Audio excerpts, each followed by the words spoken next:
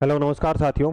स्वागत है आप सभी का एक बार फिर से थ्रोन एजुकेशन के इस ऑनलाइन प्लेटफॉर्म पे। थ्रोन एजुकेशन के इस डिजिटल प्लेटफॉर्म पे आप सभी का हार्दिक स्वागत है, हार्दिक अभिनंदन है। प्यारे दोस्तों, हम यहाँ पर कंटिन्यू करेंगे अपनी जो सीरीज चल रही थी। हम यहाँ पर राजस्थान के भौतिक प्रदेशों के बारे में बातचीत कर रहे थे और भौतिक प्रदेशों में अरावली हम पढ़ रहे थे। अरावली की बेसिक चीज़ें हमने पढ़ी। अरावली का विभाजन अभी तक हमने देख लिया था और उसके बाद में अरावली के लास्ट क्लास में हमने देखे थे।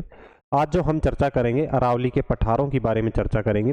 कुछ इंपॉर्टेंट राजस्थान के पठार हैं, 4-5 वो हमें पठार देखने हैं। अरावली के प्रमुख पठार यहाँ पर देखेंगे और अरावली की 1-2 पहाड़ियाँ पूछी जाती हैं, वो चीज़ें हम यहाँ पर आज की क्लास में डिस्कस करेंगे। और उसके बाद में नेक्स्ट 2 क्लासों में आपके भौतिक प्रदेश जो है कंप्लीट हो जाएंगे। यानी कि आज कोशिश करेंगे कि बाकी की जो 2 क्लासें हैं वो आज ही आपको अवेलेबल हो जाए। यानी कि भौतिक प्रदेश वाला जो चैप्टर है आज ही आपका कंप्लीट करवा देंगे। तो आपको हेडिंग डालनी है अरावली हम डिस्कस कर रहे थे। उससे पहले अगर अभी तक आपने थ्रोन एजुकेशन का टेलीग्राम चैनल अभी तक ज्वाइन नहीं किया है तो टेलीग्राम आप सभी को ज्वाइन करना है। इस पर समय समय पर आपको कुछ महत्वपूर्ण और इम्पोर्टेंट जो सूचनाएं हैं वो यहाँ पर आपको मिलती रहती हैं। उसके अलावा अगर आप इंस्टा चलाते हैं तो आपको इंस्टा पेज फॉलो करना है @हितेश शेरावत सर के नाम से। इस लोगों के साथ में आपको इंस्टा पेज मिल जाएगा, वहाँ पर आप इसे फॉलो कर सकते हैं और कुछ इम्पोर्टेंट जानकारी और पर्सनल डिस्कशन आप यहाँ पर कर सकते हो। चलिए, अब आगे आपको हेडिंग डालनी है। आज जो हम डिस्कस करेंगे अरावली के प्रमुख पठारों की हम यहाँ पर चर्चा करेंगे। आज का हमारा टॉपिक क्या रहेगा? अरावली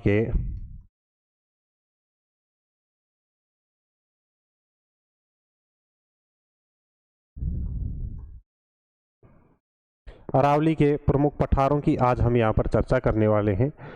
और इस अरावली के पठारों में जो सबसे पहले हम अरावली का पठार देखेंगे वो कौन सा रहेगा? हम यहाँ पर डिस्कस करेंगे उड़िया के पठार के बारे में। सबसे पहला जो हम यहाँ पर पठार पढ़ेंगे 1 नंबर पर, वो क्या पढ़ेंगे? उड़िया का पठार।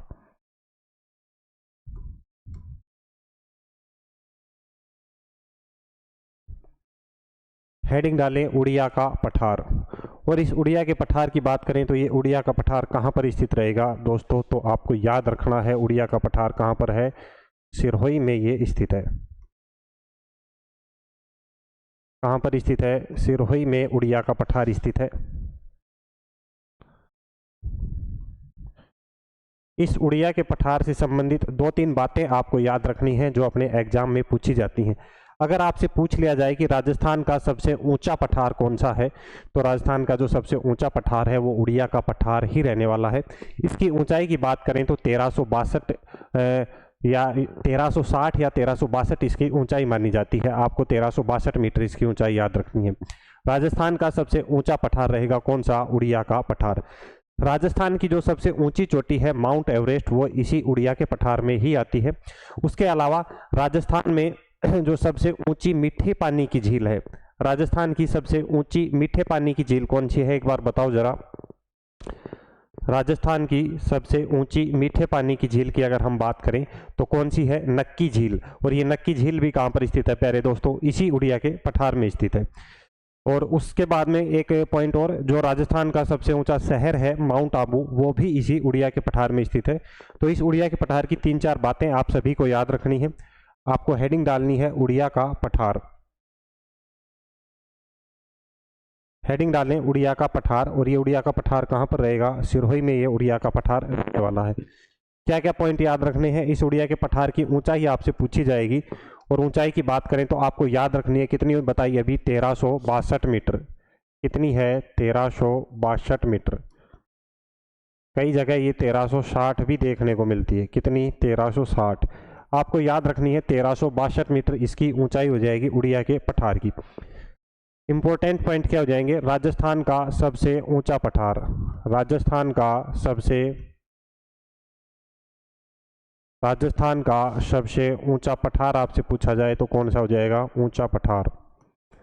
राजस्थान का सबसे ऊंचा पठार रहेगा उड़िया का पठार। आपसे पूछ लिया जाए राजस्थान की सबसे ऊंची चोटी जो कि कौन सी है? माउंट आबू। राजस्थान की सबसे ऊंची चोटी। राजस्थान की सबसे ऊंची चोटी। राजस्थान की सबसे ऊंची चोटी इसी इसी में स्थित है, इसी में स्थित है। कौन सी है राजस्थान की सबसे ऊंची चोटी जो कि माउंट आबू में स्थित है? कौन सी? गुरु शिखर। कहाँ पर स्थित रहेगी? इसी पठार में स्थित है। कौन सी है? गुरु शिखर।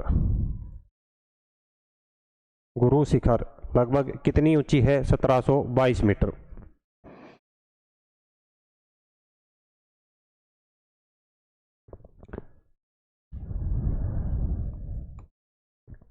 नेक्स्ट पॉइंट हमारा क्या हो जाएगा? राजस्थान की सबसे ऊंची मीठे पानी की झील। राजस्थान की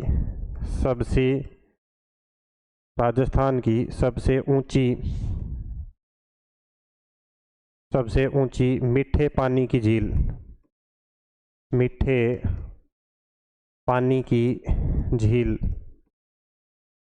सबसे ऊंची मीठे पानी की झील इसी पठार में स्थित है। इसी में स्थित है, इसी पठार में स्थित है। और ये सबसे ऊंची मीठे पानी की झील कौन सी हो जाएगी दोस्तों? नक्की झील। कौन सी? नक्की झील।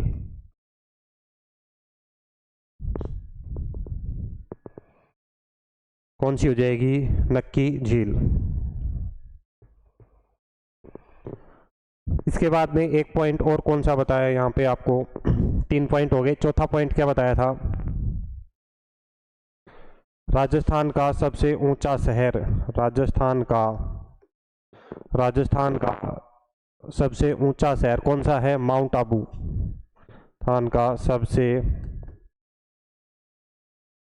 राजस्थान का सबसे ऊंचा शहर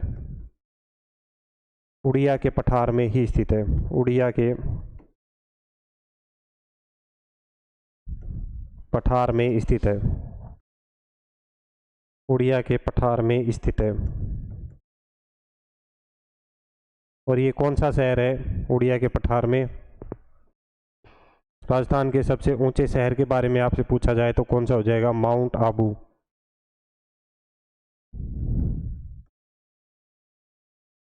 माउंट आबू। और ये कहाँ पर रहेगा? सिरोही में स्थित शहर।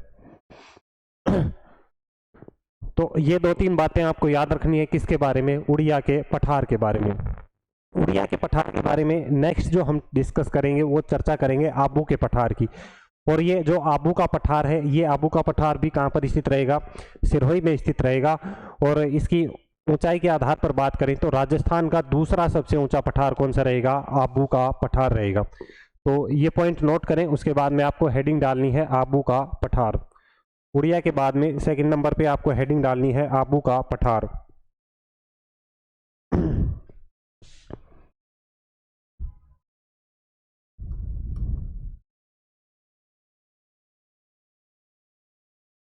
आबू का पठार। और इस आबू के पठार की बात करें तो ये आबू का पठार भी कहाँ पर स्थित है प्यारे दोस्तों? सिरोही में। कहाँ पर स्थित है? सिरोही में। आबू का पठार कहाँ रहेगा? सिरोही में। आबू का पठार कहाँ पर स्थित रहेगा? सिरोही में।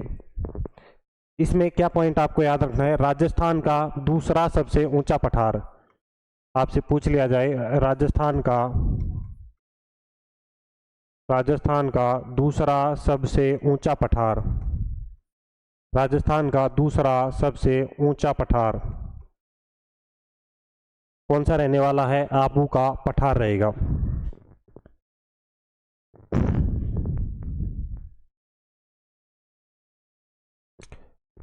इस आबू के पठार को बैथोलिक संरचना का उदाहरण माना जाता है।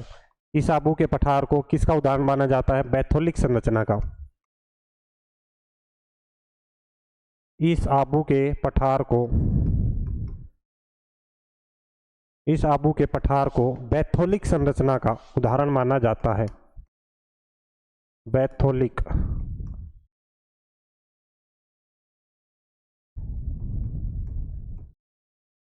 बैथोलिक संरचना का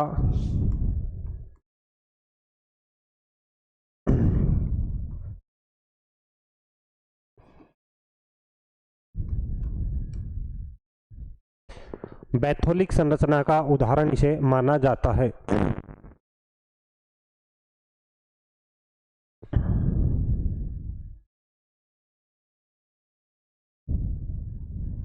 नोट करें यहां तक।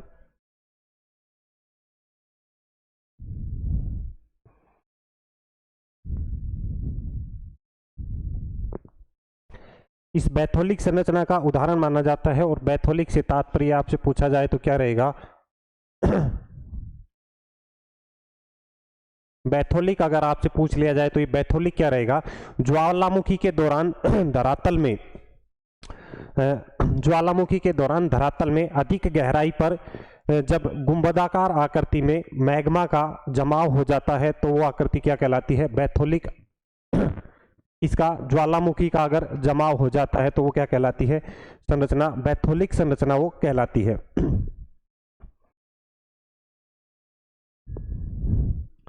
एक नोट डाल के आप लिखें, नोट डाल के आप लिख लें बैथोलिक के बारे में। बैथोलिक एक नोट डाल के आपको लिखना है कि बैथोलिक क्या होता है।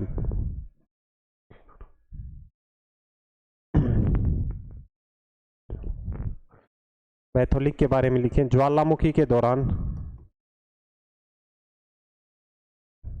ज्वालामुखी के दौरान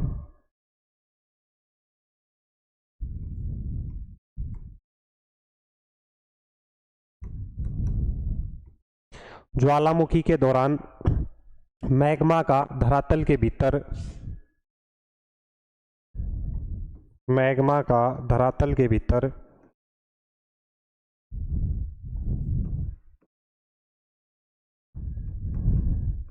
मैग्मा का धरातल के भीतर अधिक गहराई पर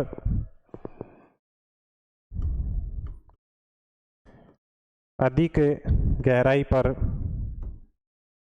अधिक गहराई पर गुंबदाकार जमाव से, अधिक गहराई पर गुंबदाकार जमाव से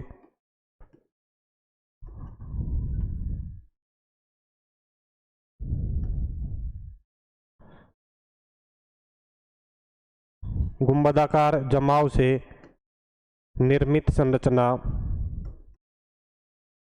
निर्मित संरचना क्या कहलाती है? निर्मित संरचना क्या कहलाती है? बैथोलिक कहलाती है। निर्मित संरचना क्या कहलाएगी? बैथोलिक कहलाती है। निर्मित संरचना क्या कहलाती है? बैथोलिक कहलाती है।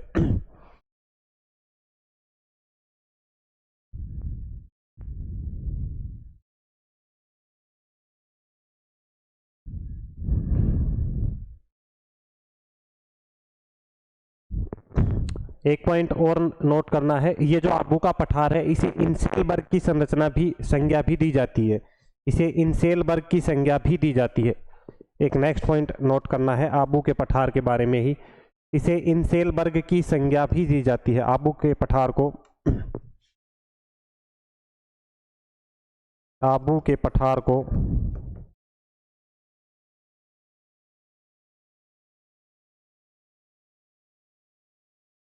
इंसेलबर्ग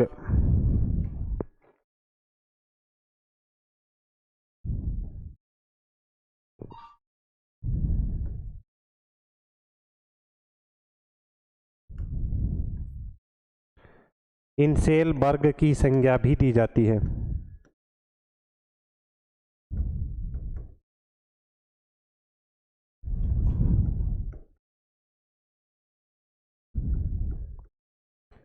या यूं कहें कि आबू के पठार को इंसेलबर्ग भी कहा जाता है। यहां तक एक बार नोट करो आप।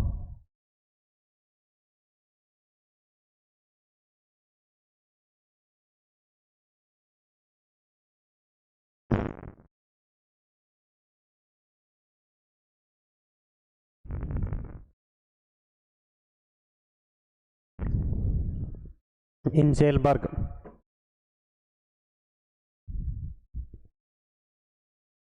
इनसेलबर्ग क्या होती है? जब एक चट्टान के ऊपर दूसरी चट्टान रहती है, एक मुलायम चट्टान और एक कठोर चट्टान, तो वायु के अपर्दन के द्वारा जो ऊपरी चट्टान रहती है, जो मुलायम चट्टान रहती है, वो टूट जाती है और जो कठोर चट्टान है वो दिखाई देने लग जाती है। तो उसे क्या कहते हैं? इनसेलबर्ग कहते हैं।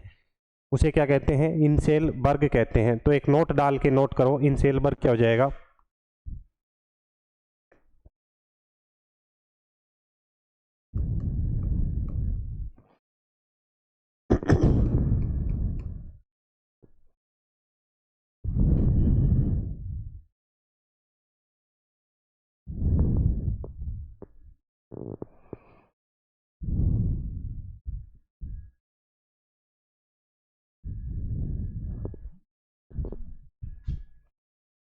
नोट डाल के लिखो, इनसेलबर्ग क्या हो जाएगा? इनसेलबर्ग।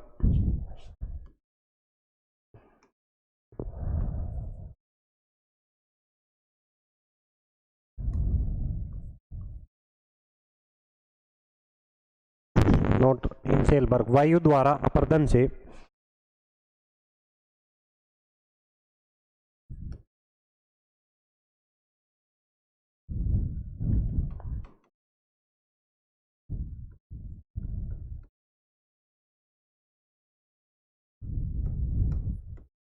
वायु द्वारा अपर्दन से मुलायम चट्टान का अपर्दन होकर, अपर्दन से मुलायम चट्टान का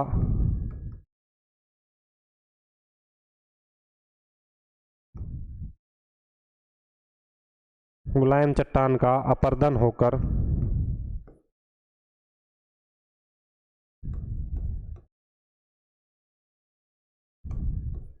मुलायम चट्टान का अपर्दन होकर टूट जाती है तथा मुलायम चट्टान का अपर्दन होकर टूट जाती है तथा टूट जाती है और कठोर चट्टान दिखाई देने लगती है। और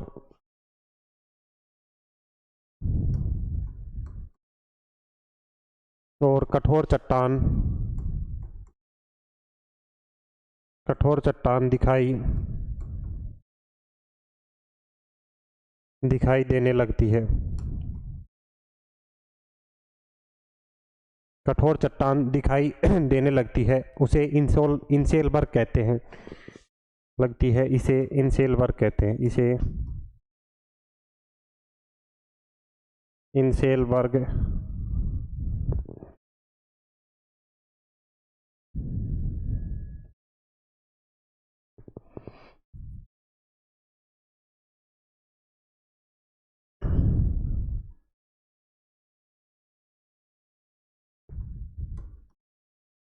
इसे इनसेलबर्ग कहते हैं।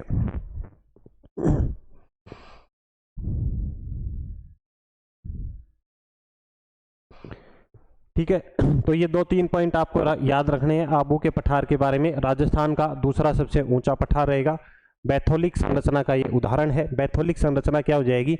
जब धरातल में जमीन के अंदर मैग्मा का जमाव होता है और जब वो ज्वालामुखी के द्वारा ऊपर की साइड में निकलता है तो एक गुंबदाकार आकृति या गुंबदाकार संरचना का निर्माण होता है। ये गुंबदाकार संरचना क्या कहलाएगी? ये गुंबदाकार संरचना क्या कहलाती है? बैथोलिक कहलाती है। गुंबदाकार संरचना क्या कहलाती है? बैथोलिक कहलाती है। और इधर इनसेलबर्ग की बात करें, इनसेलबर्ग क्या हो जाएगा? एक कठोर चट्टान के ऊपर मुलायम चट्टान, कठोर चट्टान के ऊपर मुलायम चट्टान पाई जाती है और इस मुलायम चट्टान का वायु के द्वारा अपर्दन हो जाता है, जिसे एक कठोर चट्टान है ये दिखाई देने लगती है और ये कठोर चट्टान क्या कहलाती है? यहाँ पर इनसेलबर्ग कहलाती है। ठीक है, तो 3 पॉइंट क्या याद रखने? दूसरा सबसे ऊंचा पठार हो जाएगा, बैथोलिक संरचना का उदाहरण है और इसे इनसेलबर्ग की संज्ञा दी जाती है। किसे? आबू के पठार को। ठीक है, उसके बाद में नेक्स्ट 3 नंबर पर हम चर्चा करेंगे किसकी? भोराट के पठार की। 3 नंबर पर हम क्या डिस्कस करेंगे? भोराट का पठार। भोराट का पठार हम क्या पढ़ेंगे? भोराट का पठार।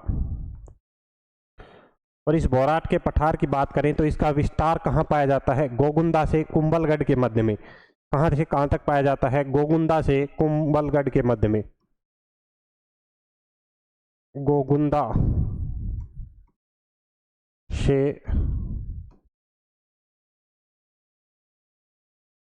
गोगुंदा से कुंभलगढ़ के मध्य का पठारी क्षेत्र, के मध्य का पठारी क्षेत्र।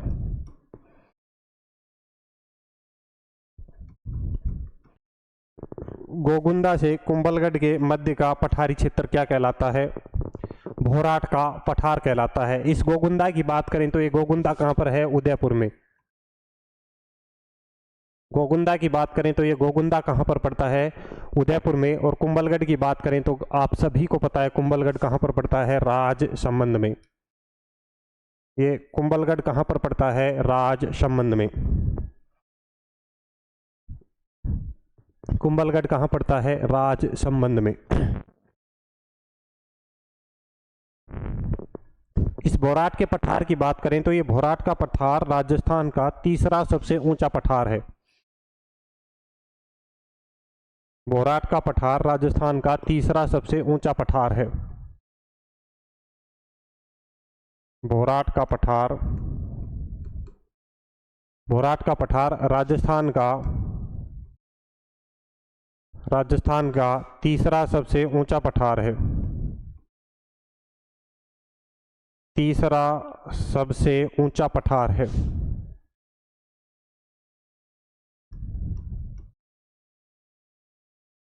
भोराट का पठार राजस्थान का तीसरा सबसे ऊंचा पठार है।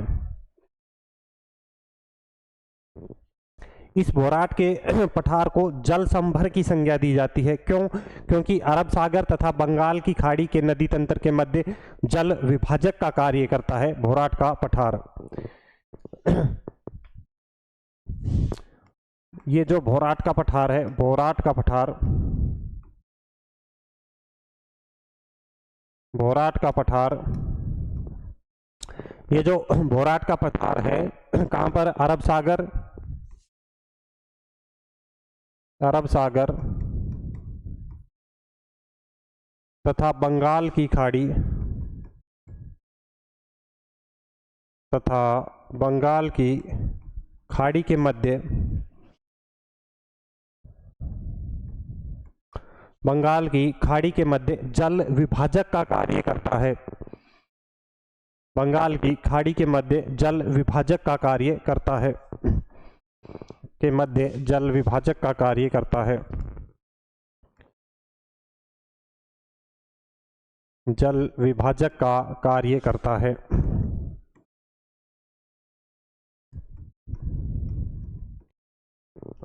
अरब सागर और बंगाल की खाड़ी के मध्य जल विभाजक का कार्य करता है, इसलिए इसे जल संभर की संज्ञा दी जाती है या जल संभर कहा जाता है।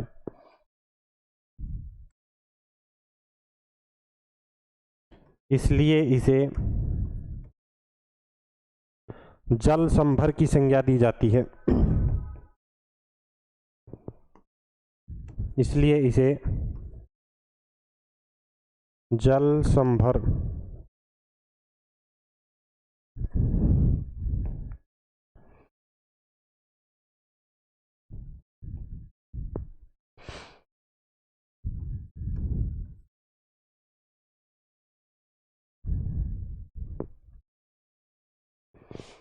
जल संभर की संज्ञा दी जाती है।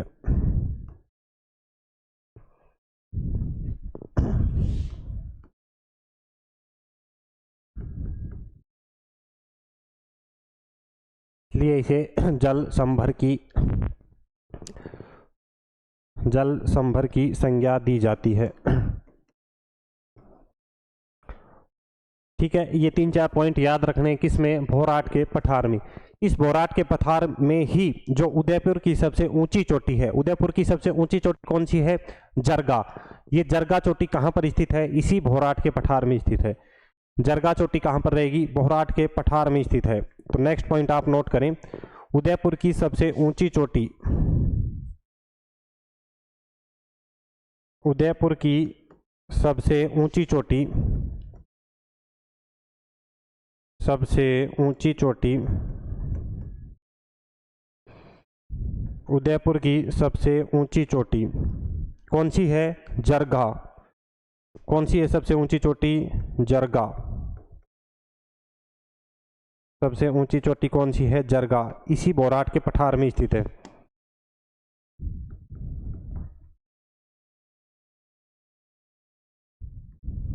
इसी बोराट के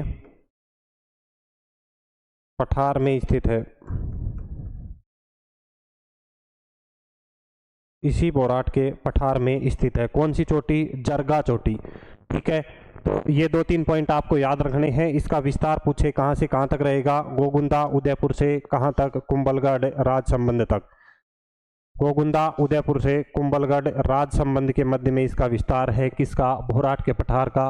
राजस्थान का तीसरा सबसे ऊंचा पठार है। तीसरा सबसे ऊंचा पठार है और बंगाल की खाड़ी और अरब सागर के बीच में जल विभाजक का कार्य करता है। कौन? बोराट का पठार। इसलिए इसे क्या कहते हैं? जल संभर की इसे संज्ञा दी गई है। ठीक है, ये 3-4 पॉइंट आपको याद रखने हैं। किसमें? बोराट के पठार में। यहां तक एक बार आप नोट कर लो।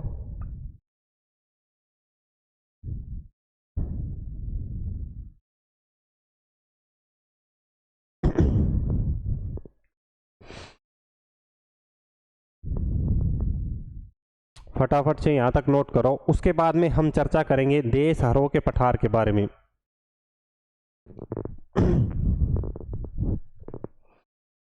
बोराट के पठार के बाद में 4 नंबर पर हम क्या देखेंगे? देशहरों का पठार। 4 नंबर पर हम क्या देखेंगे? देशहरों का पठार।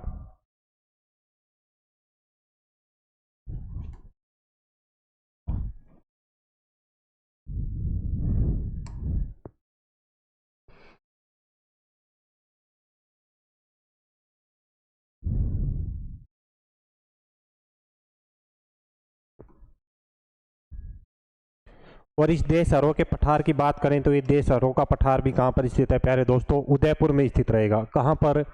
उदयपुर में। देशहरों का पठार कहाँ रहेगा? उदयपुर में।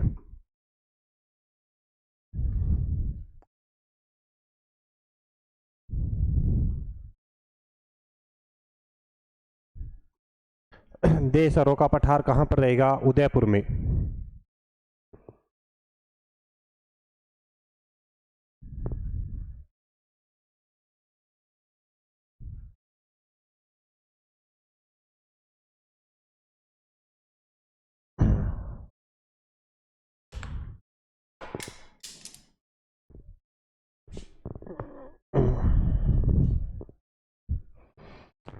इस देशहरों के पठार की बात करें तो उदयपुर में जरगा और रागा की पहाड़ियां स्थित हैं। कौन सी पहाड़ियां स्थित हैं? जरगा और रागा की पहाड़ियां।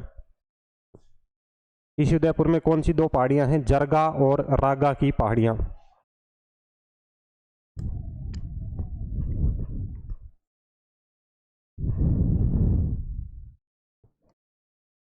ये कौन सी पहाड़ी है? जरगा। और एक ये कौन सी पहाड़ी है? रागा। दोनों ही कहां पर हैं? उदयपुर में।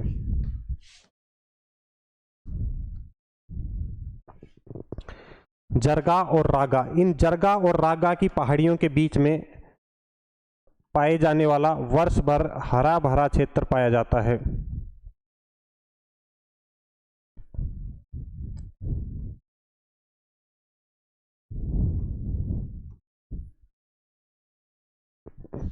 इस जरगा और रागा की पहाड़ियों के बीच में वर्ष भर हरा भरा रहने वाला क्षेत्र क्या कहलाता है? देशहरों का पठार।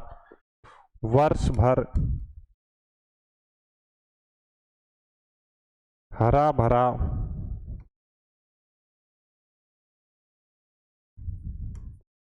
रहने वाला क्षेत्र। वर्ष भर हरा भरा रहने वाला क्षेत्र क्या कहलाता है? देशहरों का पठार। कहाँ पर स्थित है ये? उदयपुर में। कहाँ पर स्थित है? उदयपुर में। तो इस देशहरों के पठार की 2 बातें आपको याद रखनी है। कहाँ पर स्थित है? उदयपुर में।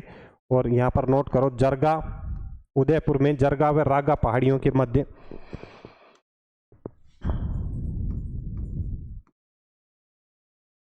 उदयपुर में जरगा व रागा पहाड़ियों के मध्य। जरगा व रागा पहाड़ियों के मध्य। जरगा व रागा पहाड़ियों के मध्य। जरगा व रागा पहाड़ियों के मध्य के मध्य वर्ष भर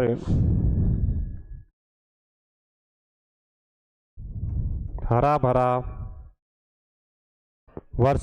भरा रहने वाला क्षेत्र वर्ष भर हरा भरा रहने वाला क्षेत्र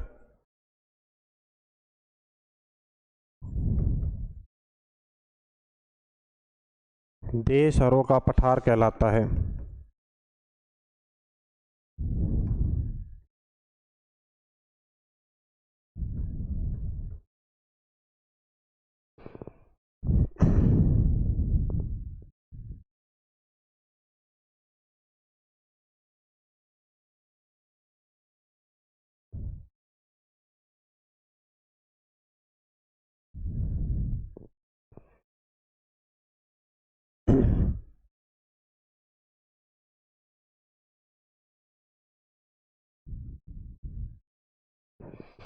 देशहरों के बाद में नेक्स्ट हम चर्चा करेंगे मेसा के पठार की। नेक्स्ट देशहरों के बाद में हमारा कौन सा पठार आएगा, यहाँ पर हम जो देखेंगे 5 नंबर पे मेसा का पठार। कौन सा? मेसा का पठार।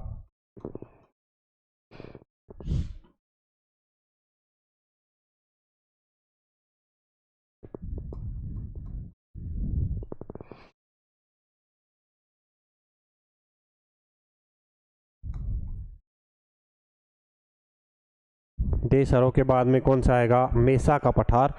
और इस मेसा के पठार की बात करें तो ये मेसा का पठार कहाँ पर है? चित्तौड़गढ़ में।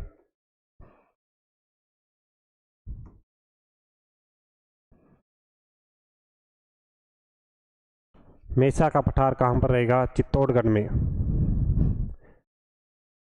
बेड़च और गंभीरी नदियों का जो अपरदित क्षेत्र है वो क्या कहलाता है? मेसा का पठार। बेड़च और गंभीरी नदियों का कौन सा? मेसा के पठार की बात करें तो एक तो कौन सी नदियां हैं? बेड़च, और एक कौन सी? गंभीरी। ये तो कौन सी है? बेड़च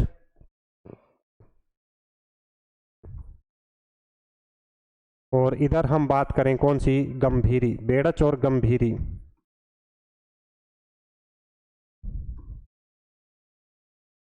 और ये कौन सी नदी है? बेड़च और गंभीरी नदी द्वारा अपरदित पठार कौन सा है? बेड़च और गंभीरी नदियों द्वारा अपरदित पठारी क्षेत्र क्या कहलाता है? मेसा का पठार। इसी मेसा के पठार पर कौन सा दुर्ग बना हुआ है राजस्थान में? चित्तौड़गढ़ दुर्ग। इसी मेसा के पठार में राजस्थान में कौन सा दुर्ग बना हुआ है? चित्तौड़गढ़ दुर्ग। ये कौन सा है? चित्तौड़गढ़ दुर्ग।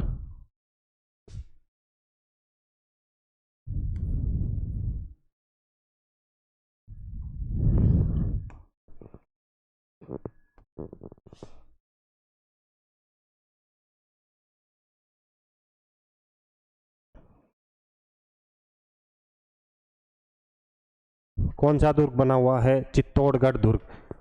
ठीक है, तो मेसा का पठार कहां पर रहेगा? चित्तौड़गढ़ में रहेगा। क्या याद रखना है? बेड़च और गंभीरी नदियों द्वारा अपरदित पठारी क्षेत्र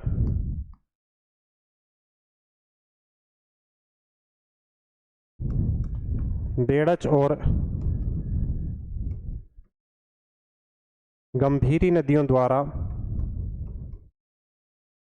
बेड़च और गंभीरी नदियों द्वारा अपरदित पठारी क्षेत्र अपरदित पठारी क्षेत्र मेसा का पठार कहलाता है। अपरदित पठारी क्षेत्र मेसा का पठार कहलाता है। क्या कहलाता है? मेसा का पठार कहलाता है। इसी मेसा के पठार पर चित्तौड़गढ़ दुर्ग बना हुआ है।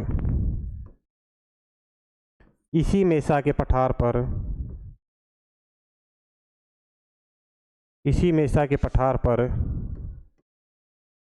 चित्तौड़गढ़ दुर्ग बना हुआ है। कौन सा दुर्ग? चित्तौड़गढ़ दुर्ग। चित्तौड़गढ़ दुर्ग बना हुआ है।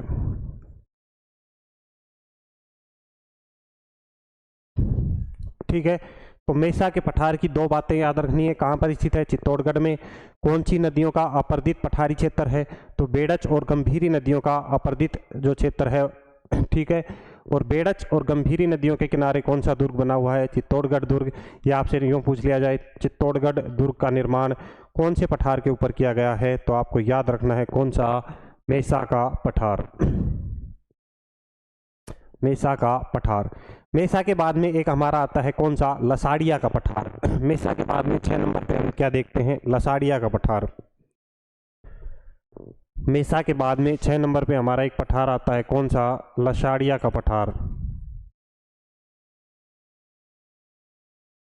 लसाड़िया का पठार। और इस लसाड़िया के पठार की बात करें तो ये लसाड़िया का पठार कहाँ पर स्थित है? उदयपुर में। कहाँ पर स्थित है? उदयपुर में। ये लसाड़िया का पठार कहाँ पर रहेगा? उदयपुर में।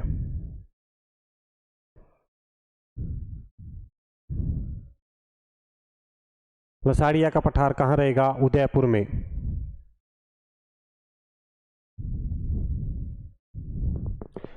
उदयपुर में जयसंबंध झील के पूर्व में स्थित पठारी क्षेत्र।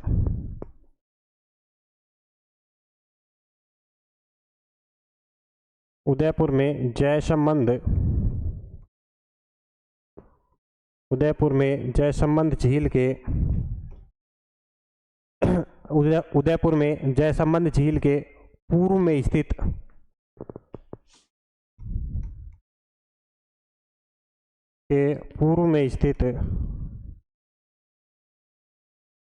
पूर्व में स्थित पठारी क्षेत्र क्या कहलाता है? लसाड़िया का पठार। इस लसाड़िया के पठार की एक खास विशेषता आपको याद रखनी है। राजस्थान का सबसे जीर्ण शीर्ण या राजस्थान का सबसे कटा पठा पठार पूछे।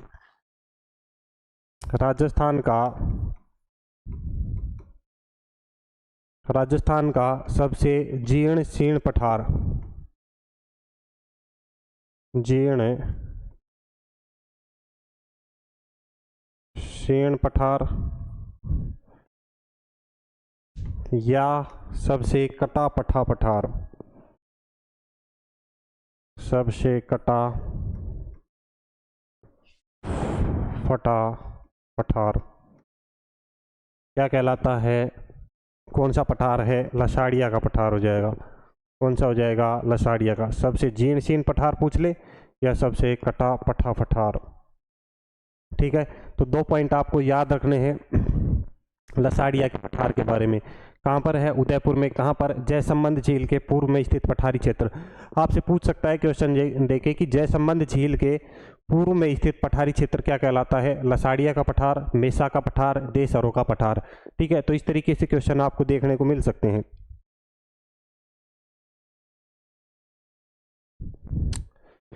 तो यहां तक नोट करें एक बार।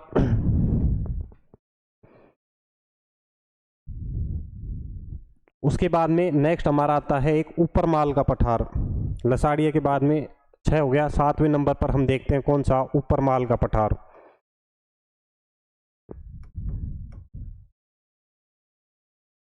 ऊपर माल का पठार।